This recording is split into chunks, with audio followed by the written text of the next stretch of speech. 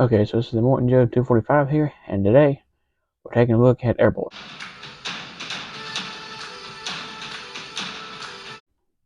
Okay, so this is Airborne, G.I. Joe's helicopter assault trooper. He was first available in 1983, he was also available in 1984, and then he was discontinued in the year 1985. Now, he technically did not have no direct replacement, but if you consider him to be more of like a air assault trooper, then Ripcord here could have been the paratrooper replacement. Unfortunately, my ripcord isn't complete, so if you consider him more of an infantry trooper, then Footloose could have been his replacement, which Footloose is also incomplete, so I'm working on both of those too. So when I get them complete, they'll get their own review. Now, Airborne is a Native American. Now, there was another Native American character in G.I. Joe in the form of Spirit Iron Knife here. And as you can see, this figure is not in good shape. He's broken in half. I can't put him together because I'm missing a leg, but you can see his torso is green, but as you can see, he's more of a stereotypical, Native American. Now, there was no other vintage version of Airborne in the vintage era, although there was another character called Airborne, which was actually a different person with the same code name. And why they done that, I have no clue. But the second Airborne in the vintage era was part of the Sky Patrol subset, and that came with the the working parachutes. Okay, so let's take a look at Airborne's accessories, starting with his rifle, which this is called the kind of XM16 by the card content, which I think is based on the early prototype of the M16 rifle, which was called like XM16. And now this one has a collapsible stock and a bayonet, and what looks to be a 30-round magazine. Now, Grunt, as you can see, came with a very similar rifle, which I think Grunt's rifle is a little bit underscaled to be an M16, but you can see his is a more Vietnam-looking M16. The 20-round mag, the triangular foregrip, longer barrel. Airborne's rifle, if you were to collapse the stock, you'd have a pretty compact little package here. Now, Airborne's rifle was pretty popular in the vintage era. There was one that was released in even lighter gray plastic than this, and then there was a blue version that was released with the battle platform.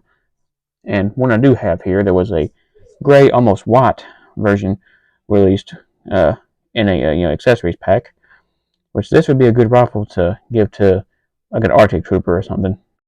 Okay, so Airborne's next accessory is his backpack, which can be unpegged from his back, and as you can see, this backpack was reissued many times, with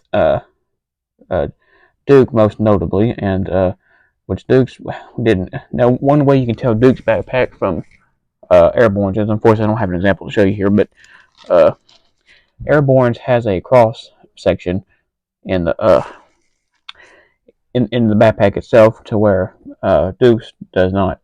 Now, I do have an accessory pack version here, which you can kind of see. Duke's would be like this with no cross section, but the same color as this. So, this dark brown one is just the accessory pack version that I have. Now, this can discolor over time. As you can see, I have an extra one here that is slightly discolored from this original color. Now, Airborne's last accessory is his helmet. So let me move Airborne off to the side here. So here is Airborne's helmet, which is similar to the standard G.I. Joe helmet, but it's got a little more detail on it, and it's also got goggles going around the top. Being like a parachute trooper, you would need goggles, when you're parachuting, because it keeps wind from out of your eyes so you can see. But which these are sculpted to the helmet, they're non-removable, which would have been kind of a cool touch. So if you could pull these over the figure's face, that'd have been kind of cool. Just hollowed out on the inside. Pretty cool accessory. Make it a little bit different from the standard G.I. Joe helmet. Okay, so let's take a look at the sculpt design and color of Airborne, starting with his head. And as you can see, Airborne, has black hair, with black eyebrows and black eyes, as you can see, and kind of a darker skin tone, by bringing in Grunt here for comparison, you can see Airborne's skin tone is a much more like a tan color than Grunt's. You can tell Grunt is a Caucasian male, and Airborne is supposed to be a Native American, so that's a pretty cool difference they made there.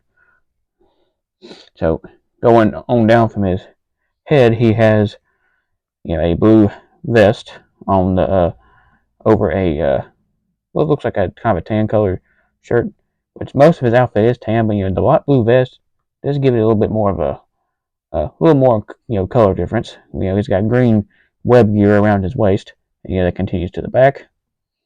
And you see he has a black knife in a sheath, which is just sculpted. It's not removable, unfortunately. But see on his blue vest, it's kind of looks like it's kind of poofy with there's like a pocket here. It's where it closes up. You can see the collar. There's a seam on the back here, and on his arm, I'm not sure exactly what this patch is for. I'll list what it is. I'm not exactly sure. Going down his arm, he's got a standard sleeve with like a pad on the back of his arm here, which is the same on this side. Going down to his waist piece, he's got a new waist piece, with like web gear for parachuting, and continues all around to his rear end where it says made in HK, which means Hong Kong, not Heckler and Koch. And if you go down, he's got like a pocket on his right side with two buttons, which is pretty cool detail. Going over to his right leg, he's got a pistol in a holster, which is all sculpted. And which would have been cool if they would have painted this, though. Kind of brought it out a little bit, but unfortunately it didn't. Which, going down to his knees, we take the stand out of the way. Going to his knees, he's got knee pads, which pretty cool. Knee pads can help cover up the joints, so that's pretty cool. And going down, he has his pants, look like they're supposed to be tucked into his boots, but it's actually not. It's got like an elastic band around his calf, which kind of tightens it around his boot. And his boots are standard black military boots, which are pretty cool. They're different from the standard boots of '82, like with Grunt here, as you can see. Okay, so for Airborne's articulation, he had the standard articulation for figures in 1983. He had a swivel at the head, a swivel joint at his shoulder, a new swivel arm articulation at his elbow. He was held together with a rubber O-ring, which you could rotate all the way around. He's got a ball joint at the hip and a bend at the knee. Okay, so before we get into the file card, there's something important I need to note. The colors on Airborne's outfit can fade and discolor over time, similar to the backpack. And so some examples of Airborne might look like this. As you see, this extra one I have, his outfit is kind of discolored, and it's hard to explain what it's yellowed as that's what I was looking for. It's more yellowed over time from discoloring. You see his arms are the same color as this one, but his shoulders, the collar up here, his legs are have been discolored and yellowed over time. And you see where this other one it is not. So you might want to be on the lookout for something like this. You want a pristine Airborne, so you need to keep lookout for examples like this. Okay, so let's take a look at Airborne's file card here. Airborne's file card was just a it was on the card, which the figure was packaged on. See the new swivel arm battle grip at the bottom there, the portrait of Airborne and where the figure would have been packaged.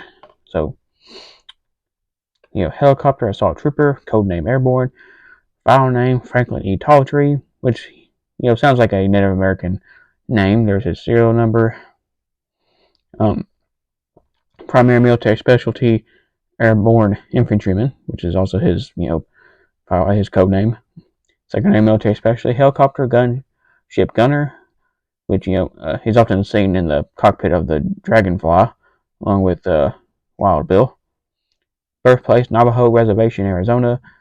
Grade E5 sergeant, which Navajo Reservation covers parts of Arizona and New Mexico, which mostly Arizona.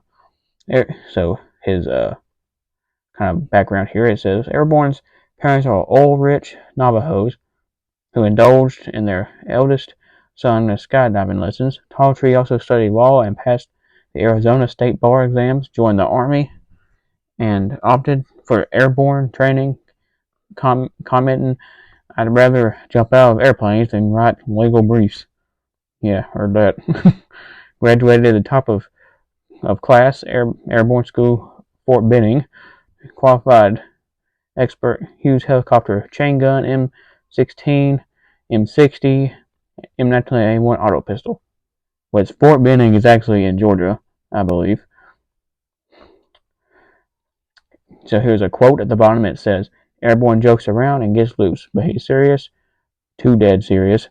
You look at him, sometimes he's looking right through you. Must be an Indian, the Indian in him. The Navajos call it the far-seen spooky, look spooky." And here's a portrait of Airborne with his faction as G.I. Joe, which is correct.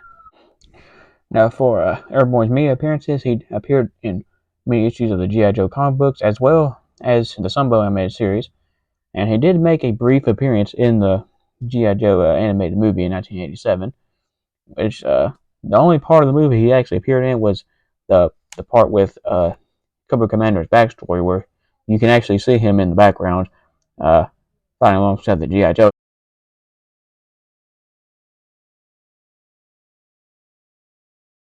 So what do I think of this figure overall? I like this figure, and now the light blue on the vest, does kind of stand out a little bit. I think if they would make the vest green, it kind of would have like more of a lighter green, so you can still see the web gear. Yeah, I think that would have went a little bit better with the figure, but it's not bad. It's not outrageously colored like some figures, in the later down the line, but still pretty cool.